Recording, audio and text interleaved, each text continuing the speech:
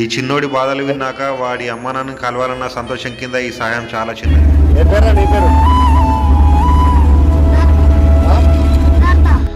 నేను నా వర్క్ ముగించుకొని తిరుగు ప్రయాణంలో నాకు ఒక బాబాయ్ అయితే కనిపించిండు రోడ్ పైన. ఆటో కోసం వెయిట్ చేస్తుండు. సరే అని చెప్పి స్కూల్ అబ్బాయి కావచ్చు అని చెప్పి రారా అని చెప్పి ఎక్కిచ్చేసుకున్నా.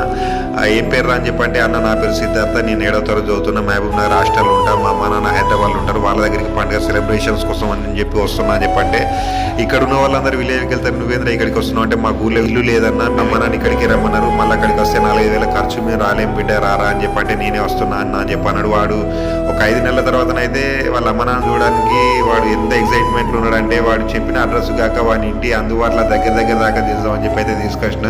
వాళ్ళ అమ్మ నాన్న చూడాలన్న తాపత్రయం చాలా అవుతుంది. నాకైతే చాలా సంతోషం అనిపించింది. ఏమన్నా కావాలన్నారా బాబు, తింటావా ఏమన్నా అని చెప్పంటే, లేదన్నా ఏం అవసరం లేదని చెప్పన్నాడు. వాళ్ళ కుటుంబ పరిస్థితులు విన్నాక నా చిన్న